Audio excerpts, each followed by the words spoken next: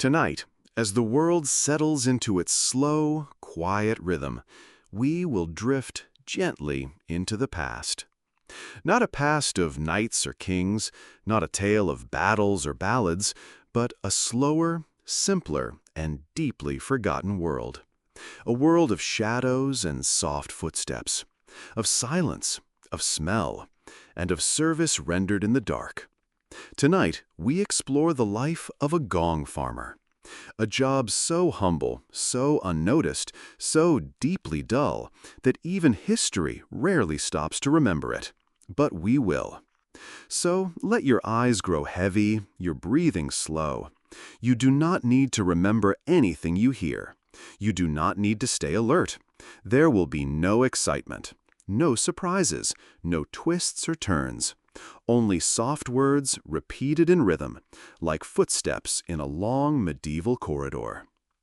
The gong farmer, in the quiet corners of history, had one of the most boring medieval jobs imaginable, and that is exactly why we are here tonight. They were workers in the unseen hours, moving slowly beneath the bustling cities, gently collecting what others left behind. This was one of the dirtiest jobs in the Middle Ages, a thankless task done in silence, in shadows, and in smell. The life of a gong farmer was not filled with drama nor danger. There was no acclaim. There were no grand feasts in their honor. And yet, the cities relied on them. Every morning, the streets were just a little cleaner, because someone had been there, in the night, quietly, without a sound. In those times, long before modern pipes and plumbing, long before flushing toilets or underground sewage systems, there were pits and privies and latrines. And so there had to be someone to tend to them, to empty them, to carry away what the day had left behind. And that someone was the gong farmer. They were part of medieval sanitation, an essential but unpleasant profession, a necessary link in the long chain of urban life. While others slept, they worked, moving bucket by bucket, step by step, through narrow alleys and stone corridors. Carrying night soil, that's the name given to human waste before plumbing changed the world. Sewage disposal before plumbing was not fast, it was not loud, it was not grand. It was slow and smelly, and often done in darkness. But it was a job done, one quiet night after another. And so we begin, not with drama, but with stillness, not with swords, but with shovels and wooden pails, not with fame, but with faint, flickering lanterns, gently swinging in the dark. You may notice how your breath grows even slower now, how your shoulders feel just a little heavier, how your thoughts begin to trail off into the dim alleyways of a forgotten time. Let them wander. There is no need to follow closely. Nothing will be missed. Nothing important will happen. Everything moves slowly here. Let us walk together, step by step, into the uneventful, uncelebrated, and unchanging life of a gong farmer. These workers, also known at times as night soil men, had the kind of job most people didn't want to think about. That is why the world forgot them. But forgetting is gentle, and remembering them tonight is just as gentle. The dirty jobs in the Middle Ages were often hidden, and the gong farmer's role was perhaps the most hidden of all. They lived on the edges of society, not hated, not honored, simply unseen. A soft presence in the background of city life, as silent as the mist, as repetitive as the turning of the wheel. And so it went. Night after night, bucket after bucket, smell after smell. Still, they worked. They carried, they poured, sometimes down city streets, sometimes beyond the walls, always slowly, always in the dark, and always without applause. Some say the smell of medieval cities was unforgettable, but most tried not to remember. Fewer still remember who helped carry that smell away.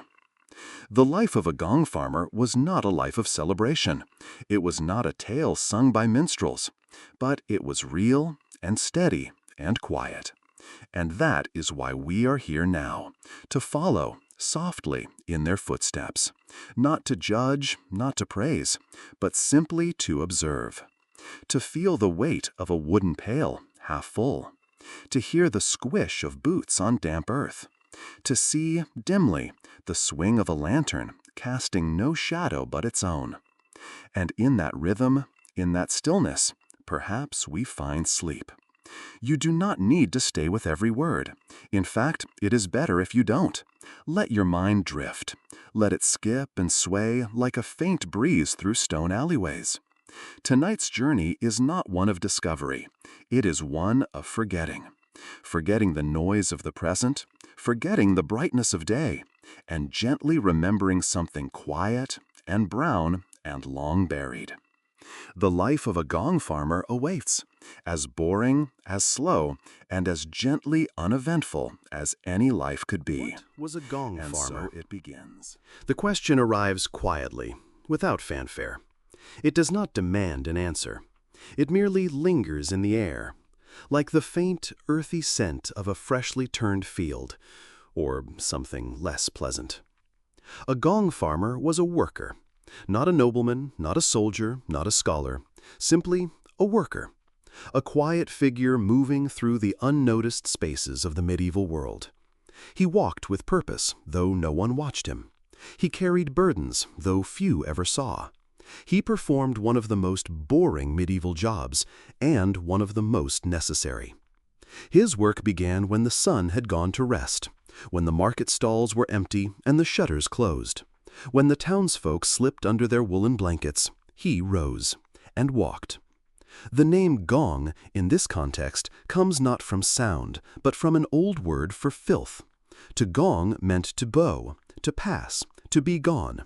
And so, a gong farmer was one who made filth go away. This was, in essence, the life of a gong farmer, a quiet, disappearing act. He removed what others left behind, and in doing so helped cities function, homes remain livable, and privies stay passable. No pipes, no flushes, no running water. Only buckets and pits, and patient, silent labor. A gong farmer was employed by towns and manors to clear human waste from cesspits, privies, and public latrines. This was known as sewage disposal before plumbing, a slow, methodical process that required care, endurance, and a tolerance for smells best left undescribed. But we will not hurry to describe them, not tonight. Instead, we will linger on the rhythm of it all. The pit would be dug, the waste would gather, and eventually someone would be called. Not urgently, never urgently, for this was not a job of emergency. It was a job of routine, a job of repetition, a boring medieval job in the truest sense. The gong farmer arrived in the night, bringing with him the tools of his trade, long-handled shovels, heavy buckets, oil-lit lanterns, and thick garments to shield the skin, or at least to try. He would descend, step by quiet step, into the pit, a world unto itself, dark, damp, distant from the daylight above. The walls of stone or clay glistened faintly in the lantern light, and there, in silence, he began. Scoop, lift, pour. Scoop, lift, pour. There were no shortcuts. There was no machinery. Only the body, and the will, and the steady slosh of night soil into buckets. Night soil workers were often contracted for specific jobs, their duties set not by ambition, but by fullness. A pit could not be ignored forever. When it could no longer be tolerated, a message would be sent. The gong farmer would come. He did not speak much. He did not knock on doors. He did not seek permission. He simply did the job, and then disappeared. This was medieval sanitation, not planned, not piped, but practiced. The life of a gong farmer was not glamorous, nor was it loud. It was a life of solitude, of practical repetition. The work never ended. It only paused between calls. And each call was the same: a cesspit, a shovel, a night of quiet effort. Sometimes the pits had been left too long. Sometimes the soil had turned thick, slow, stubborn. The dirty jobs in the Middle Ages were often made worse by delay. But a Gong farmer did not complain. He simply worked longer. Scoop, lift, pour. It was always the same. And so it went. No medals, no songs, no histories written. And yet, in their own soft way, these workers shaped the cities of the past. Not by building walls or towers, but by clearing away what others chose to forget. By managing the smell of medieval cities. Not eliminating it, no, but keeping it just bearable enough to endure. Without them, the cities would have drowned in their own filth. Without them, streets would have overflowed, and homes become unlivable. But they were there, always, at night, quietly. The job was not a path to wealth, nor to honor, but it offered one thing, usefulness. And sometimes that was enough. So, when we ask, what was a Gong farmer? We are not asking for a title, or a story, or a legend. We are simply asking for a moment, to notice the unnoticed. A man in heavy boots standing in the dark, listening to the quiet splash of a shovel in a place no one wanted to go. That was a Gong farmer. And now you may feel your breath slowing again, your limbs heavy, your thoughts drifting like smoke from an old oil lamp. This is how it begins.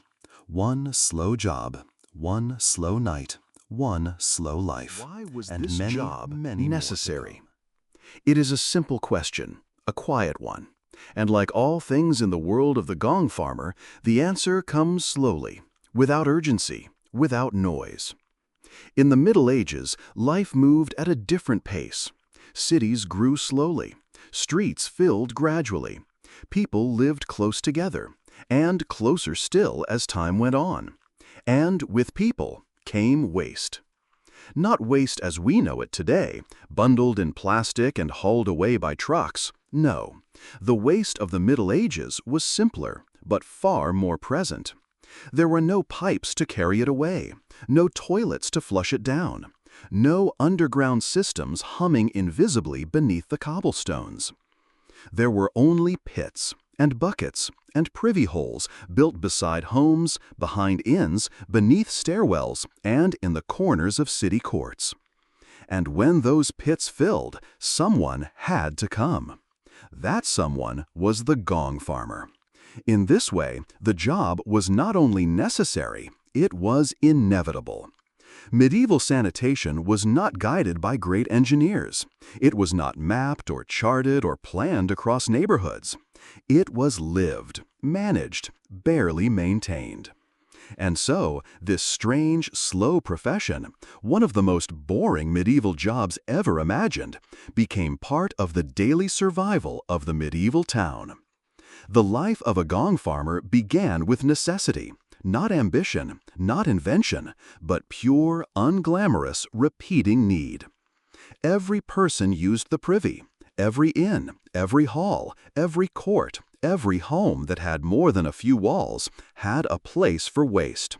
And every one of those places eventually would fill. At first, the people tried to manage it on their own. A servant, a stable boy, a moment with a shovel. But over time, as cities grew and populations crowded into walls too small for their numbers, it became clear that waste required a specialist, a remover, a night soil man. And so the Gong farmer emerged, quietly, without ceremony, hired to do the work no one else would. The work was, by its very nature, unpleasant. The dirty jobs in the Middle Ages were many, but this one stood apart. Not because it was violent or dangerous, it was not. It was simply repellent, slow, sticky, and constant. The smell of medieval cities was ever present, a mix of open markets, livestock, fish stalls, chimney soot, tanneries, and always the lingering scent of human waste. But without night soil workers, that smell would not linger. It would bloom. It would rise and swell and overtake the very breath of the city. And so, quietly, the Gong farmer became essential. Sewage disposal before plumbing was a cycle. And in that cycle, the Gong farmer was both the final and first step. He arrived in the dark. He carried it all away. And the next day, the privy was ready again. Until, of course, it filled once more. The job required no education, no training, only the willingness to endure, and the ability to work alone, silently. There were dangers, yes. Sometimes a pit wall collapsed. Sometimes fumes collected in low spaces. But the greatest challenge was not physical. It was mental, emotional, social. The life of a Gong farmer was marked by separation. He did what others did not wish to think about. He moved through alleys when others slept. He disappeared before the sun returned. Children did not say they wanted to be Gong farmers, and no one spoke their name with pride. But when a pit brimmed full, they were called. And so they worked, because the job was necessary, and in its way, noble, though no one said so, though no one thought it. It was noble in the quietest sense, in the sense of duty fulfilled in darkness, of burdens carried without witness. And when the job was done, the Gong farmer did not linger. He left no mark. He made no speech. He did not even knock on the door. He simply left, taking with him the weight of the city's waste, and leaving behind a silence that would hold until the pit filled again. So why was this job necessary? Because life produces waste, and waste must go somewhere, and someone must carry it. And for centuries, that someone was the Gong farmer. Not honored, not celebrated, not remembered, but necessary. The smell Always. of medieval And cities. so it went. It was not one smell, it was many, layered, slow, thick, and ever-present. It clung to the stones of the alleyways. It rose in wisps from the drains. It curled beneath windows and around market stalls. It soaked into wood, into wool, into life. In the Middle Ages, cities were built not just of stone and timber, but of scent. The air was full, always, with the breath of the city, a mixture of animals, sweat, cooking smoke, rotting vegetables, tallow candles, open drains, and always, always human waste. There were no sewer systems, not as we know them now. There were no underground tunnels whisking the filth away. There were no treatment plants, no flushing valves, no porcelain bowls. Only latrine pits, open gutters, and the slow, steady efforts of those who worked in medieval sanitation. Among them, the Gong farmer. This worker, silent and unseen, walked through this world of scent not as a stranger, but as a part of it. He knew the smells, all of them.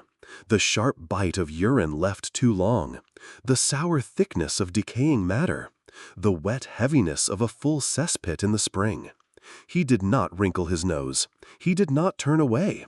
It was simply the air, simply the atmosphere, simply the city.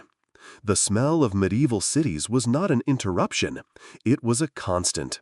It told time. It told season. After rain, it thickened. After heat, it rose. In the winter, it lingered low to the ground, trapped by cold. In summer, it climbed, spreading into every open space. People noticed, yes, but they learned not to comment, not to dwell, because this was life, normal life, life without plumbing, life before ventilation, life without fragrance sprays or filters or fans. And because of this, the dirty jobs in the Middle Ages were not just tolerated, they were necessary, though no one said so aloud. The life of a Gong farmer was spent chasing the edge of unbearable, trying, slowly, steadily, to keep the stink just below the threshold of misery. He did not eliminate it, that was impossible. He simply managed it. He walked through narrow alleys lit only by his oil lamp, following the scent to its source, a cesspit, a latrine, a household hole too long neglected. And then he began. Sewage disposal before plumbing was not clean. It was not complete. It was not clinical. It was wet. It was messy. It was slow. But it was effective. Enough. Enough to let the city sleep. Enough to keep the morning bearable. Enough to keep the flies from claiming too much. Each time the Gong farmer carried a bucket from a privy to his cart, he carried away not just waste, but a little bit of the weight in the air, a little bit of the smell, a little bit of the burden. And so the city breathed, faintly, again. Many travelers wrote of it, the smell of medieval cities. They described it as sour, sharp, unrelenting. But few remembered the workers who tried, each night, to make it less. No one thanked the night soil workers. No one sang songs of the Gong farmer. But he was there, and his work mattered. In a world without plumbing, smell was power. It decided where one walked, where one slept, where one could eat, and where one could no longer live. And the Gong farmer, in his slow and silent labor, kept that power in check, just barely. He did not wear perfumes. He did not wash in scented oils. He wore wool soaked in time and boots crusted with memory. And when he passed, few met his eyes. But they all breathed just a little easier, whether they knew it or not. The smell of medieval cities was thick, but it was not absolute, because someone was always working, in the dark, to carry a bit of it Fell away. slowly in the medieval And so city. it went. Shadows stretched across the cobblestones. Lanterns were lit. Doors closed gently, one by one. The city became quiet, or as quiet as it ever became. And somewhere, without announcement, without ceremony, the Gong farmer rose. His work did not begin at dawn. It did not follow the sun. It waited for the dark, for sleep, for the moment when others no longer walked the streets, and when the city's sounds were hushed beneath the breath of the night. The life of a Gong farmer was defined by this timing. It was a life of reverse rhythms. When others slept, he worked. When others dreamed, he moved, slow, steady, unnoticed. This was not a job done in daylight. No one wished to see the work. No one wished to smell it in the bright morning air. And so the night soil workers came after sunset, always. His boots were thick, worn. His coat was heavy, made of oiled cloth or layered wool. He carried a lantern, its flame dancing faintly behind soot-streaked glass. The light it cast was weak, warm, and soft, just enough to see the road ahead and nothing more. The tools were the same each night: a shovel, a hook, a pail, ropes perhaps, sometimes a cart. All quiet tools, all familiar, all unchanged for generations. He moved through alleys no one else used, behind homes, beneath city walls, along passages known only to workers like him. The streets had another life at night, and he was part of it. He would arrive at the site, a pit behind a house, a public latrine, or a cesspool too long ignored. No one greeted him. No one opened the door. There was no knock. Just the quiet creak of a gate, the low clank of a latch, the slow lifting of a cover. Then, silence, and the work began. Sewage disposal before plumbing had no machines. There were no pipes to carry things away. Only hands, only tools, only patience. He would lower the bucket or climb partway down into the pit. The scent, heavy and familiar, met him there. It did not surprise him. It was always waiting. The lantern flickered faintly. The shovel scraped gently. The bucket sloshed, slow and thick. These were the sounds of his shift.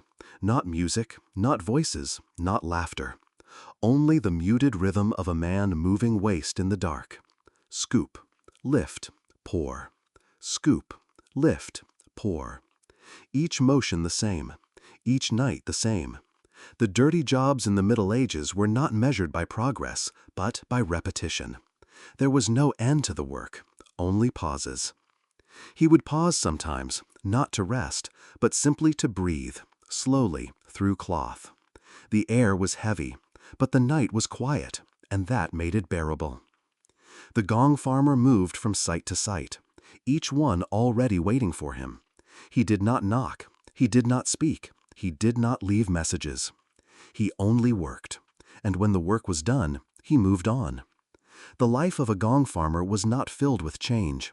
It was not filled with choice. The same roots, the same smells, the same slow hours beneath a sky full of stars no one else noticed. Even the moon, if it appeared, was quiet. Sometimes a dog barked. Sometimes a cat slipped past in the shadows. But no one else stirred. The city belonged to the Gong farmer, just for a while. This was his time, not in glory, not in celebration, but in quiet ownership of the night's labor. And still, scoop, lift, pour. Sometimes he hummed, not songs, not melodies, just a tone, low and breathy, to keep company with the silence. Because even in the quiet, the city breathed. It needed him.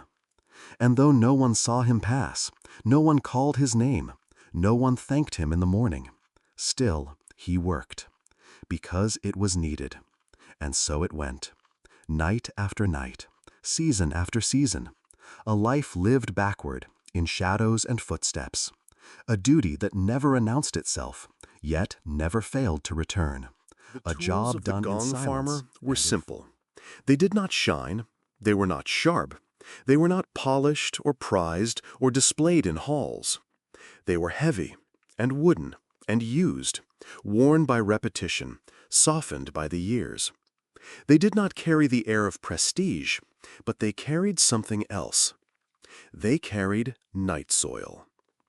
Every night soil worker knew his tools. There were not many, and they did not change.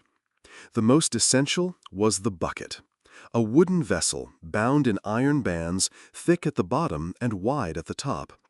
Its purpose was singular, to carry human waste from pit to cart and cart to field, or wherever the city permitted dumping. The bucket had weight even when empty, but when full it was heavy in a different way, not just with mass, but with meaning. The contents were not spoken of, they were not named, but they were always there, waiting, sloshing gently as the Gong farmer walked slowly across cobbled paths. Some buckets leaked, some creaked, some gave way after long use, but always they were replaced. For this was not work one could do with bare hands. There had to be something between the man and the waste, something made of wood and iron and silence. Then there was the shovel. It was not a sharp shovel. It was not meant for earth. It was broad, flat, made for scooping, made for lifting, made for lowering into pits where the air was thick and the contents slow. The Gong farmer's shovel did not dig, it gathered. And each scoop was like the last. Scoop, lift, pour. Scoop, lift, pour. The rhythm of the dirty jobs in the Middle Ages lived in the motion of that shovel. It echoed faintly through time, though few remember it now. It was not fast work. It could not be rushed. The waste did not hurry, and neither did the farmer. And then the lantern, perhaps the most important of all. A simple tin or brass case, with a glass panel or sometimes just a small grate. Inside, a flame, small, flickering, often sputtering in the damp night air. It gave just enough light to see the edge of a pit, or the rim of a bucket, or the path ahead on a winding alley. But never more than that. The Gong farmer did not need much light. He did not want much light. The darkness was his ally. It softened the edges. It hid the shapes. It dulled the senses. The life of a Gong farmer was lit by the dim glow of that lantern. Its flame moved with his breath. It danced with each step. It faded and flared and flickered, but it never went out. And when it did, he waited, relit it, continued. There were other tools, of course. A hook for pulling loose boards, a rope for lowering buckets, a cloth, sometimes, to cover the face. But none of them mattered without the three essentials: the bucket, the shovel, the lantern. Together, they formed the quiet triangle of the Gong farmer's work. They were not weapons, they were not symbols, they were simply what was needed. And they were used again and again and again. He carried them with care, not out of pride, but out of habit. They were familiar, predictable, comforting even, in a strange way. The same handle, the same weight, the same squeak of wood beneath iron, and always the same silence. Because sewage disposal before plumbing was not clean, and it was not modern. It was this: one man, 3 tools, 1 job, and the night around him. Some say the tools smelled, even when washed. Some say they could never be truly clean. But the Gong farmer did not expect cleanliness. He expected use. He expected stains. And he expected the work to continue, one shift after another, without change. And so it did. The tools were never praised, but they were always waiting. And so it went. The bucket sloshed gently. The shovel scraped softly.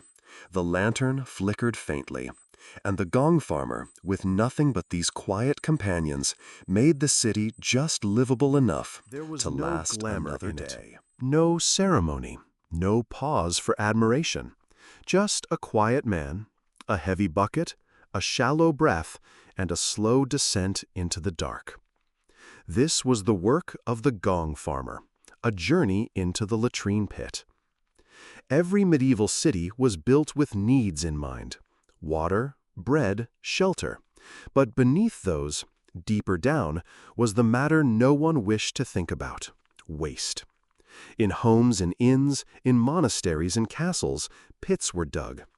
Deep or shallow, lined or rough, each served the same quiet purpose: to hold what must be held until it could be taken away. And who would take it away? The Gong farmer, always. Sometimes the pits were outside, sometimes beneath floorboards, sometimes tucked behind walls or below courtyards, but always, eventually, they filled. Slowly, steadily, like a forgotten clock marking time with silence and smell. When that time came, the night soil worker arrived. He did not speak, he did not shout, he did not knock. He simply opened the lid, or lifted the hatch, or removed the stones, and looked down. The lantern light reached only so far. The surface glistened, faint and still. The walls were damp. The air was thick. But the Gong farmer was not surprised. He had been here before. He would be here again. Sometimes he lowered a bucket and pulled. Sometimes he climbed down. Step by step, boot by boot, into the heart of the pit. There was no floor, only muck. No railing, only slick walls. But he knew where to place his feet. He knew how to lean. He had done this 1,000 times before. This was medieval sanitation. Not imagined, not diagrammed, just practiced, repeated, trusted. He moved with care, not from fear, but from rhythm. A foot forward, a shovel lifted, a soft sound in the dark. Scoop, lift, pour. And again, and again. Sometimes he worked with another, sometimes alone. But the silence was always there, thick, unbroken. The pit accepted every motion. The city above slept, unaware. Sewage disposal before plumbing was not a system. It was a habit, a human pattern, a quiet understanding between the ones who made the waste and the one who came for it. And so the Gong farmer worked in the pit. His shovel found the edge of the pile. His bucket rose and fell. The rope creaked softly. The lantern flickered. He did not rush. There was no reason to rush. The waste was not going anywhere on its own. It waited, always. Sometimes the pit had hardened, a crust on top, a layer of time. It took extra effort to break through. But he did not complain. He did not sigh. He simply adjusted his stance and kept going. The life of a Gong farmer was a life of knowing such things. How long a pit had gone uncleaned, how deep it truly was, how best to move without sinking too far. It was a life of quiet expertise. He did not boast of it, but he knew. He knew how many buckets it would take, how many trips, how many hours. He knew where to step, where not to step. And when the job was done, he knew how to climb out. Slow, steady, slippery. One hand on the rope, one hand on the edge. One final look into the empty dark. He did not speak to anyone on his way out. There was no audience, no applause, just the soft sound of his boots on stone, and the distant echo of the bucket swinging gently on its hook. The pit was empty now, for a while, and he had done that, one shovel at a time, one breath at a time. No machines, no miracles, just effort, just time, just repetition. This was one of the most boring medieval jobs, and one of the most constant. The Gong farmer did not ask why. He did not question. He simply did. Because every city needed someone to enter the pits, and there he was, doing what others would not, what others could not. And so it went. Night after night, pit after pit, a world below the world, kept just livable by a man with a lantern was emptied, and nowhere the else ground to be. still soft, the air thick and slow. But the work was not done, because even after the waste was lifted from the pit, it had not yet left the city. It still sat, waiting, in buckets, in barrels, in the wooden cart standing silently in the alley beyond the door. And so the Gong farmer moved from one task to another. He did not rest, he did not stretch. He simply lifted the handles of the cart and pulled. The cart was simple, wooden, low to the ground, with thick iron wheels that squeaked softly as they turned. It was not built for speed, it was built for weight. Weight and silence. Each load of night soil sloshed gently inside its wooden walls. The buckets nestled against one another. The smell, not sharp but dense, followed behind, like a fog that no wind could lift. This was the second half of the job, as necessary, as dull, as deeply repetitive as the first. Sewage disposal before plumbing was not complete until the waste was far away, out of sight, out of smell, out of mind. And that duty belonged to the Gong farmer. He walked the city's edge, not through the marketplaces, not down the central roads, but along the forgotten paths, behind workshops, between walls where no one watched. He knew every curve, every slope, every crack in the stone where a wheel might catch. The city slept, but he moved. Step by step. Cart rolling, lantern swinging, waste shifting. The sound of it was faint. Wood against stone, iron on gravel, bucket against bucket. But to the Gong farmer, it was a familiar song, a rhythm as old as the city itself. Scoop, lift, pour, walk, haul, dump, and again. Always again. He did not look around. There was nothing to see. Only quiet streets, closed shutters, cold air. Sometimes the road was muddy, sometimes frozen, sometimes dusted in the soft haze of morning fog. But always he walked, because the waste had to go. It could not stay. The life of a Gong farmer was not about beginnings or endings. It was about movement, from pit to cart to edge of town, and beyond. He did not choose where to dump. The city had places, fields beyond the wall, low ground near rivers, designated spaces marked not with signs, but with scent. And so he went there, slowly, quietly. The cart groaned with each bump. The buckets jostled, but he did not flinch. This was normal. This was the job. The night soil workers of the Middle Ages all knew the path. Every city had its own routes, its own dark corners, its own stretches of dirt where the cart could be turned and tilted and emptied. And when he reached that place, wherever it was, the Gong farmer set down his lantern, lifted the first bucket, tipped it, then the next, then the next. He did not rush. Each one emptied with the same soft splash, the same thick sound, the same final breath of steam rising into the cold air. And when the cart was light again, he did not celebrate. He simply turned around and began the walk back to the city, back to the next pit, or back to the place where he would rest for a few hours before the next night began. Because the work never stopped, not really. The dirty jobs in the Middle Ages were not occasional. They were constant, because people always lived, and where people lived, waste followed. And where waste gathered, the Gong farmer would return, with his cart, with his buckets, with his quiet, unchanging pace. He did not ask questions. He did not expect thanks. He only pulled the cart, emptied it, turned, and walked again. And so it went. The path to the dumping grounds was long, but never lonely. The waste was always with him, softly shifting, gently sloshing, a quiet companion on a road only he would ever take. The stars above moved slowly. The mist thickened, but the cart rolled on, one step at a time, always onward, always the city unseen. fell away. The sound of wheels on stone gave way to the hush of soil, grass, mud, and emptiness. This was where the road ended.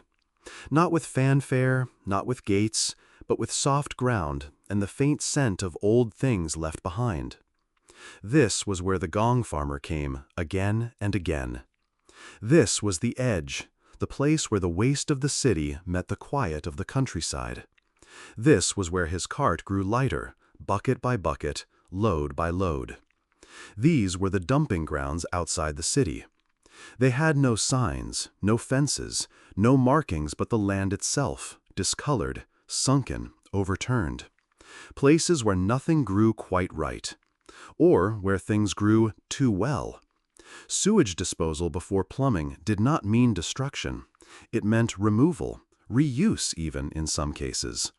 The night soil workers knew that the waste, over time, returned to the earth, that it changed the ground, fed it, altered it. But the Gong farmer did not think of these things. He did not study agriculture. He did not measure soil content or analyze decay.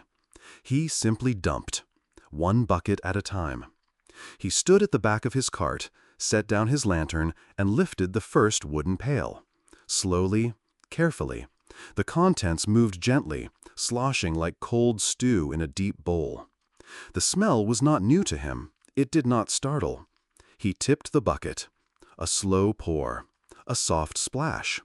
The weight inside spilled out, thick, dark, familiar, and joined the pile that had grown slowly, quietly, over many nights before.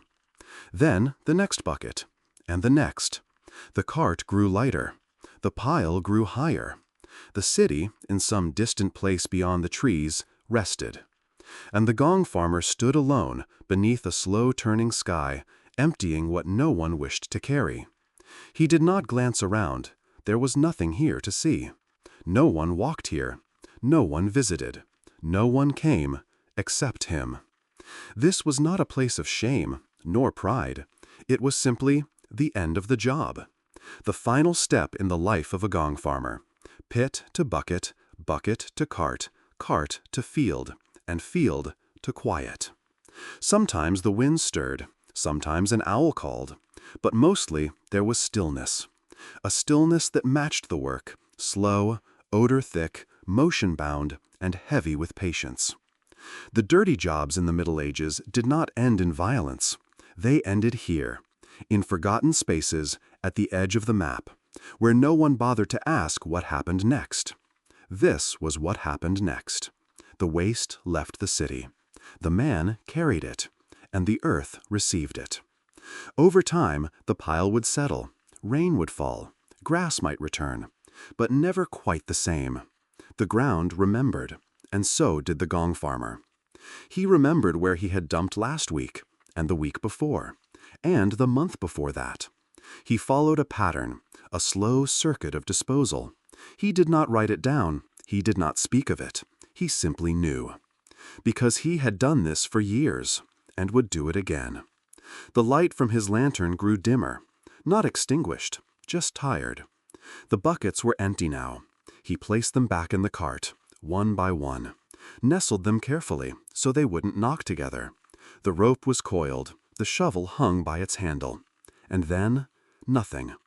A breath, a pause, a moment between one job and the next.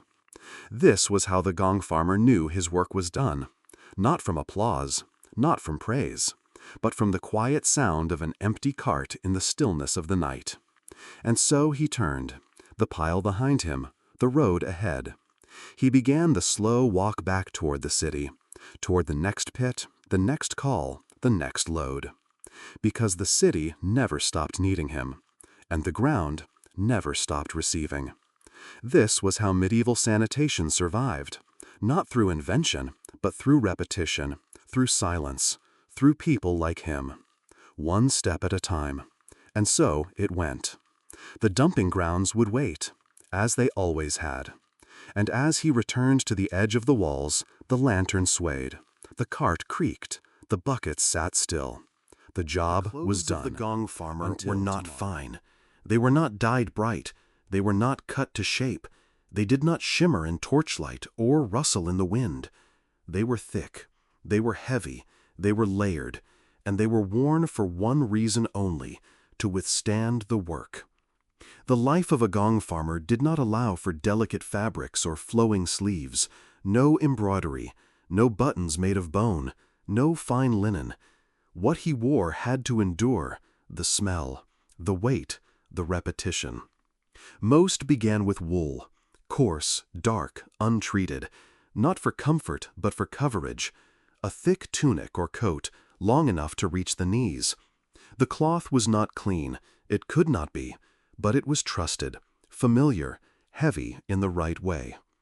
Over time, that wool darkened further, not by dye but by exposure, to moisture, to grime, to night soil, again and again. Beneath the coat, sometimes another layer, linen, rough and homespun. If worn at all, it was rarely white. The dirty jobs in the Middle Ages allowed little room for brightness. Trousers were simple, stiff, often tucked into boots, always stained. Because the Gong farmer's work did not stay on his hands, it rose, it clung, it found its way into fabric and seam and thread, no matter how careful he was. And so the clothes grew used, over time, until they became almost part of him. The boots, too, were chosen not for show, but for survival. High leather, cracked and cured, stuffed with straw or wool, tied with leather thongs or thick twine. They needed to grip the edge of a latrine pit, to step into soft ground, to keep the foot dry. Enough. Sometimes they failed. The Gong farmer knew this. He accepted it. He did not complain. A hood was often worn, not for cold, though the nights were cold, but to keep the air at bay. And sometimes a cloth, dampened and tied around the face, to filter the scent, just barely. A small mercy, one learned over time. There were no gloves, not often. Hands were bare or wrapped, calloused, stained, practical. The night soil workers of old had strong hands, not because they trained, but because they worked, slowly, daily, without rest. And if the city was kind, though it rarely was, a Gong farmer might be offered a thick apron, leather perhaps, to shield the front of the body, to take the first splash, the first spill. But even that, too, wore out. Everything wore out. That was the truth of medieval sanitation. Not just the tools, not just the pits, but the clothes, the man inside them, the hours he walked. All of it faded, slowly. And when it could no longer be patched, it was replaced. Not with ceremony, not with sorrow, simply replaced. Because the work continued. And so the Gong farmer dressed the same, night after night. He pulled on the same coat, the same boots, the same hood, the same silence. He did not wonder how he looked. There were no mirrors, no eyes to watch him, no one to admire the outfit of a man who walked in the dark and carried the waste of the city. But still, he dressed with care, because the work would be cold, the work would be wet, and the work would be done, no matter what. The life of a gong farmer was stitched together from habits, just like his clothing, layer by layer, thread by thread, weight upon weight. And when he walked, the wool brushed softly, the boots tapped the stone, the cloth around his face pulled gently at the back of his neck. These were not just clothes. They were his shield, his uniform, his quiet acceptance of the job. And so it went, one sleeve pulled down, one boot laced tight, one hood lifted over his brow. And then The Gong to farmer work, was part as of the city, always. but not within it. He walked the same streets, passed the same walls, worked beneath the same sky. But the city did not see him, not truly. By law, perhaps, he was listed. By duty, perhaps, he was permitted. But in practice, in breath, in glance, in gesture, the gong farmer was simply not there. This was the quietest part of the job, the solitude, not of being alone, but of being unseen. He moved without notice, without greeting, without interruption. When others passed in the day, merchants, bakers, guards, scribes, he stepped aside, always, slowly, with care, and they did not look at him. Not directly, not often. If they did, the glance was brief, downward, gone. The dirty jobs in the Middle Ages were not just foul, they were invisible. Because to look at a night soil worker was to be reminded of what must be done, and of who must do it, and most preferred not to remember. So the gong farmer became a shadow, soft footsteps in the alley, a cart seen only from behind, a coat disappearing into the fog. And he grew used to this. He expected it. When he entered a courtyard, voices stopped. When he left, they resumed. When he approached, shutters closed, quietly. Not out of cruelty, not always, simply out of custom.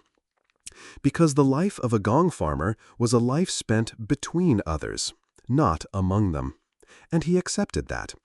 He knew the smells that followed him. He knew the stains on his coat. He knew the silence others used in place of words. So he stopped expecting anything different. And in time, even he forgot the sound of his own name spoken kindly. This was the way of it. A city built on the efforts of the unseen. He was not the only one. There were other boring medieval jobs, the rat catchers, the bell ringers, the dung collectors, the grave diggers. Each lived in the narrow margin between use and neglect. But the gong farmer, perhaps most of all, because his work touched everyone, and yet no one wished to be touched by him. He became quiet, not just in footstep, but in thought. He no longer expected thanks, no longer imagined applause. He worked in silence, lived in silence, and rested in silence. Even laughter faded. Not bitterness, just quiet, like a candle slowly running down. There was peace in it, too. He knew what he was, knew what he did. There were no surprises, no deceptions, no pride to fall from. Only rhythm, only habit, only the simple truth of the job. He came at night, he emptied the pits, he hauled the waste, he walked back, and the city slept through all of it. Never watching, never asking, never knowing how many steps he took, how many buckets, how many shovels. He remembered, but he remembered silently. And so the gong farmer lived his life not in shadow, but in absence, in the space between glances, in the breath people held when he passed, in the jobs no one mentioned, and the man no one saw.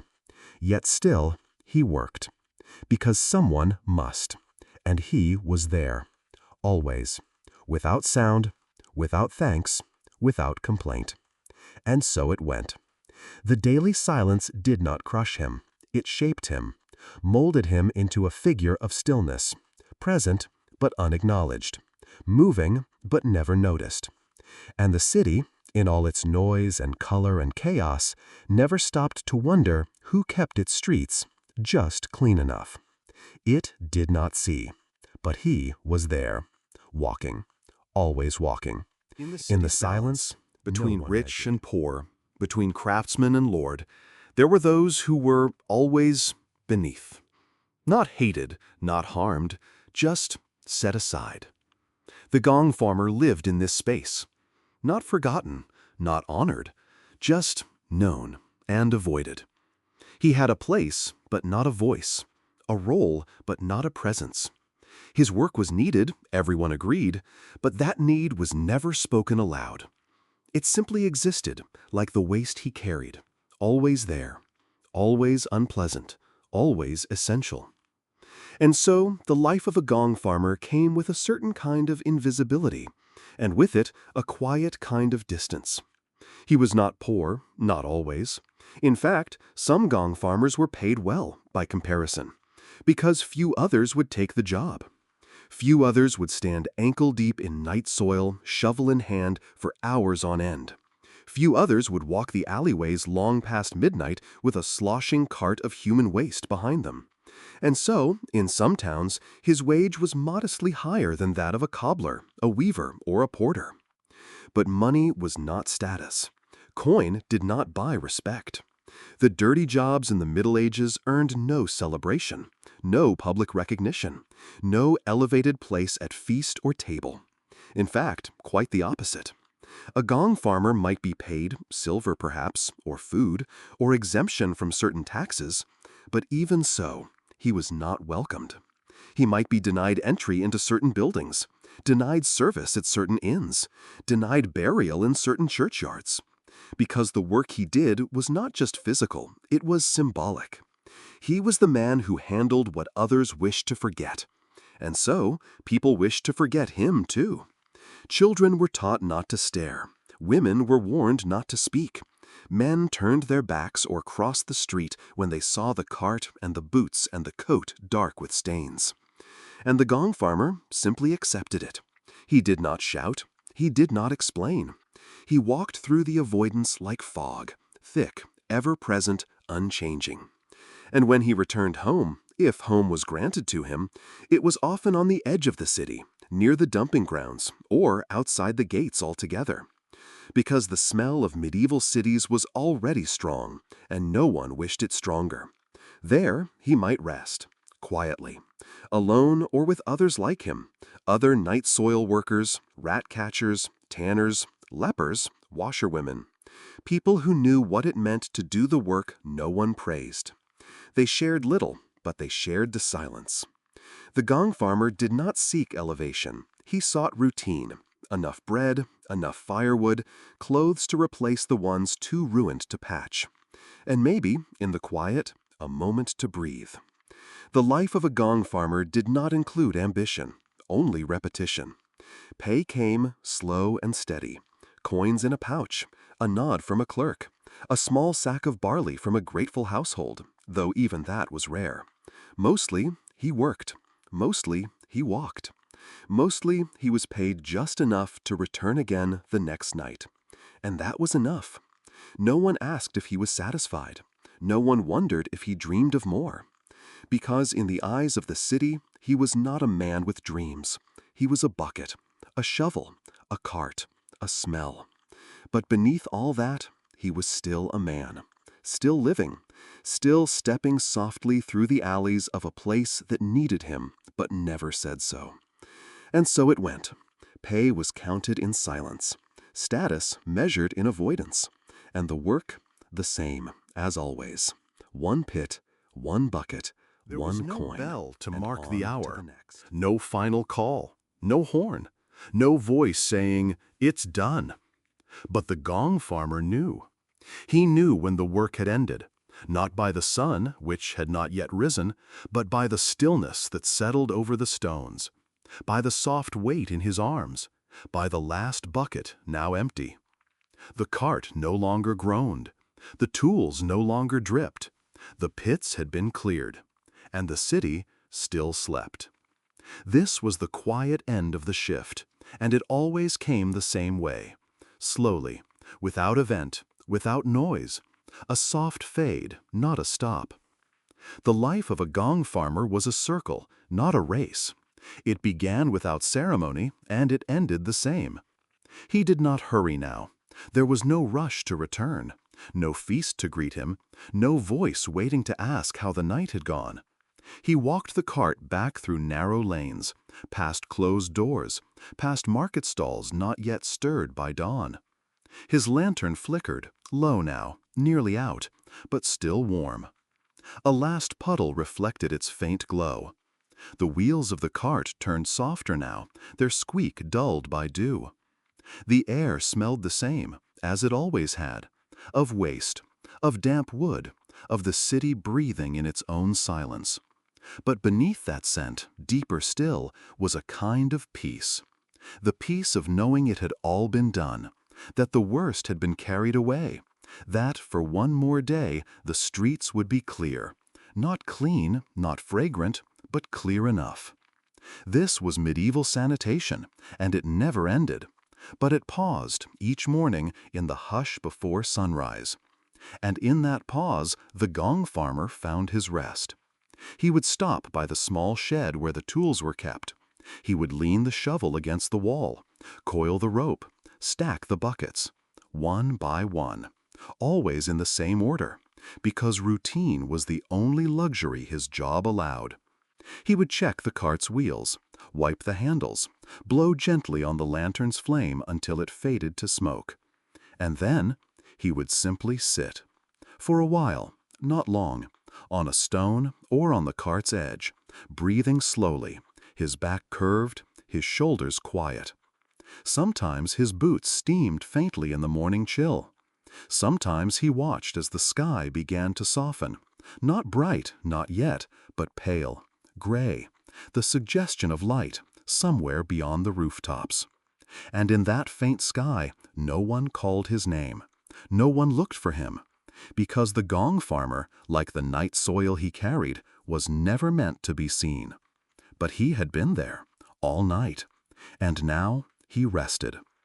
There would be another shift, another pit, another walk through the city with a sloshing cart. But not yet, not now. For now there was only this moment, quiet, uneventful, and unnoticed. And he was used to that. The dirty jobs in the Middle Ages did not end with cheers. They ended with silence. A man walking home in the gray light, boots heavy, face turned downward, with only the faintest echo of footsteps behind him.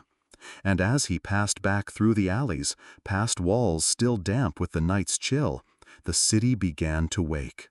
The smell of medieval cities would return soon, but for now it was bearable, because of him, because he had walked those streets in darkness, because he had carried what others left behind, because he had emptied the pits, one by one, and returned everything to the edge of the world. And now he disappeared again, into his room, his cot, his corner, without a sound, as always. And so it went. The gong farmer was done until the next night, and the city, still unaware, The work would never is know. finished. The tools are stored. The cart rests. The buckets are dry. The lantern long extinguished. The gong farmer sleeps. Somewhere on the edge of the city, behind walls no one visits, he rests. And the city breathes. For one more day, the streets will remain passable. The courtyards will be still. The latrines quiet. Because the work was done.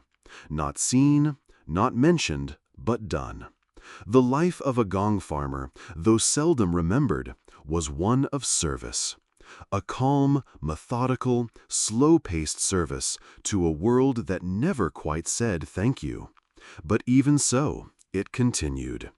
Night after night, in city after city, someone opened the pit, lifted the bucket, carried the cart, poured the night soil onto the earth beyond the walls, and returned, unnoticed. That was the way of things. The dirty jobs in the Middle Ages were never framed in stained glass. No poems were written, no names preserved, only footprints in the mud, and the absence of smell, for a time. And that was enough. The Gong farmer did not seek recognition. He did not speak often. His legacy was not carved in stone, but in something softer, something more fading, like silence.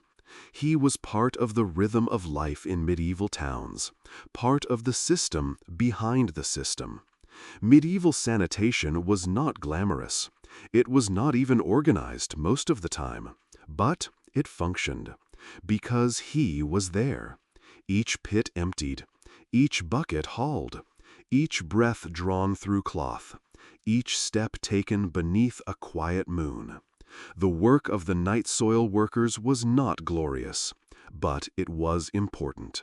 Sewage disposal before plumbing was a task few understood, but all depended on. And in that quiet dependence, the Gong farmer found his place. Never high, never central, but there, always there, in the background, in the dark, in the silence. And so it went. The days passed, the years moved, the cities changed. But always, beneath stone and thatch, behind manor and bakery, there was someone, unseen, tending to the things others left behind. He did not knock on doors. He did not wait for applause. He did not linger in marketplaces. He simply came and went and came again, because the waste would always be there, and someone must carry it away. The life of a Gong farmer was not one of legacy, but of cycle, of return, of routine, of doing what must be done, not for reward, but because it needed doing. And that is something quiet and beautiful in its own way. A kind of still dignity, a kind of peace in repetition. And now, dear listener, you know the story. Or perhaps you only remember parts of it. That's all right. You do not need to remember everything. You don't need to remember the names, or the tools, or the order of each step. You only need to rest. The Gong farmer's work was slow and silent, and now complete. And just like the city, wrapped in stillness after the waste was gone, you may now drift into that same stillness. You may settle, you may sigh, you may sleep, because the bucket has been emptied, the cart has been pulled, the waste has been returned to the earth, and no one, not a single person, has noticed. As always, just one more of many boring medieval jobs forgotten by time, but remembered here, in this soft moment, as the lantern flickers low and sleep gently arrives.